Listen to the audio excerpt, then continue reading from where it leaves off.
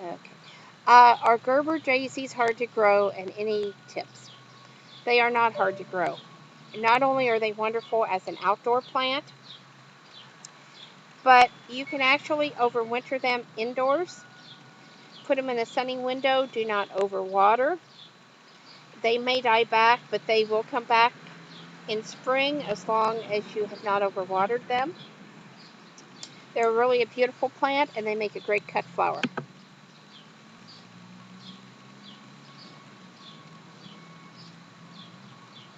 And again, I want to thank everybody for all of their questions that they're sending in. Keep sending them in. I'll be watching on and off all day for more questions.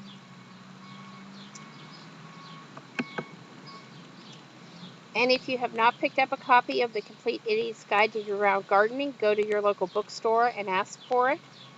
Or you can go online to Amazon, Barnes & Noble, or any other bookseller and get a copy.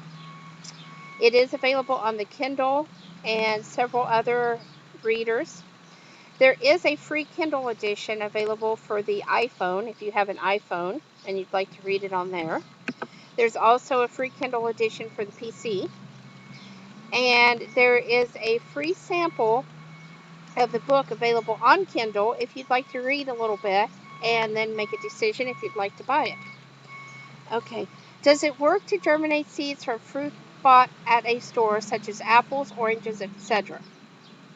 Depends on if the fruit has been radiated. Sometimes the seeds will germinate, sometimes they won't. But here's what you need to know about that. The plant that you grow may not necessarily produce the fruit that you bought. Okay, so if you really like a particular variety and you want that variety, it's best to buy a plant. And then you know what you have. It can take years for little orange trees or other types of little trees like that to grow and actually produce. And then you could be disappointed because it may not be what you want. What are good plants for gardening with kids? Marigolds, tomatoes, and sunflowers. Kids love growing their own tomatoes. Sunflowers are just awesome. You can make a sunflower maze. There's plans online you can look up that can be like a little house that little kids can play in. Really cool. And marigolds, just because they're so easy to start and grow. So fact is, there is an entire website devoted to kids gardening, and getting kids involved in the garden is one of the best things that you can do as far as I'm concerned. You know, let them go out, plant their own food, care for it, and learn what this is about.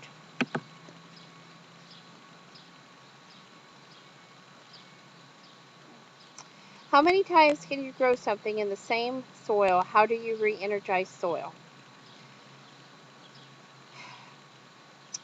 If I'm growing in a container and something happens to the plant, I tend to get rid of the soil. Of course, I'm aware of what happened. If the plant died of a disease, I destroy the soil. If the plant simply died because I forgot to water it, or something that was really not due to disease or a problem with the plant, then yes, you can reuse the soil. But I would definitely top it off with 3 inches of compost every year. That's the best way to re-energize the soil. Use the black gold, top it off. Keep letting those nutrients go in. Use worm castings.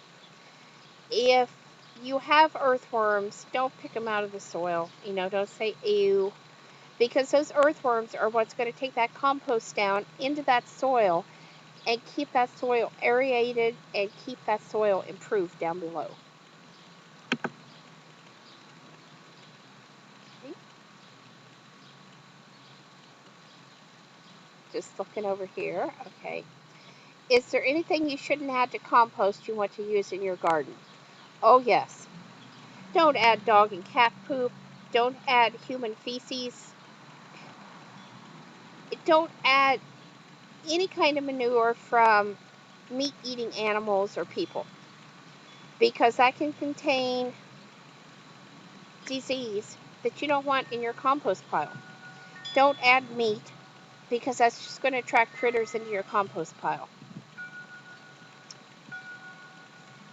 The Complete Idiot's Guide to Year-Round Gardening has an entire chapter on composting in it. It talks about the browns and the greens. It talks about how to, mix them together, how to get your compost pile cooking. If you want more information, there's a book called The Complete Idiot's Guide to Composting, and that book is all about composting, everything you ever want to know. But the big rule is don't add feces from meat-eating animals or from people to your compost pile, and don't add meat.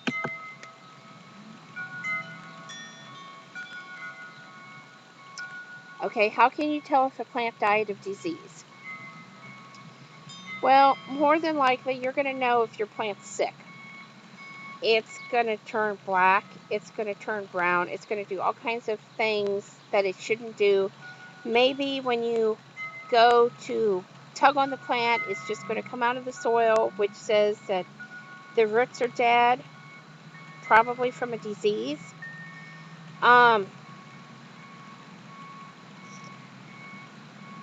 You'll pretty well know if it didn't die because, say, you didn't water it, okay?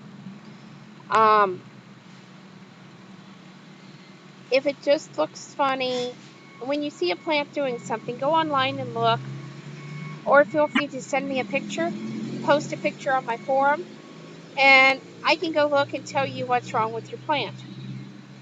And if you're in doubt, get rid of the soil. Tomato blight was pretty prominent last year, and it was really best just to get rid of, any of the soil. Don't put tomatoes back in there. If you're working in the ground, scrape off the couple top inches, get rid of those plants, burn them. Don't compost them. Never, ever, ever compost a plant that is diseased. Never.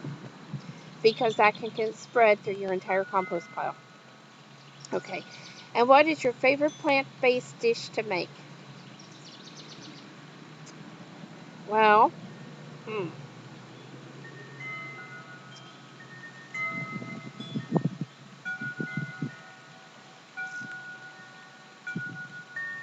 I would say that's an interesting question, because since I can my own food, I make a lot of plant-based meals. I like to make herbal cakes and breads. I also like to make lasagna with my own sauce.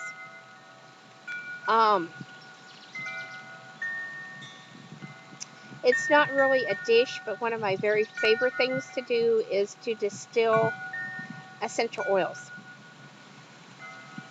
And I also like to make rose petal jelly. I like to make unusual salads. On YouTube, there is a herb and rose petal salad that I just made the other night. It has all kinds of lettuces and herbs and rose petals in it. It was really delicious. I like to cook and I like to experiment. So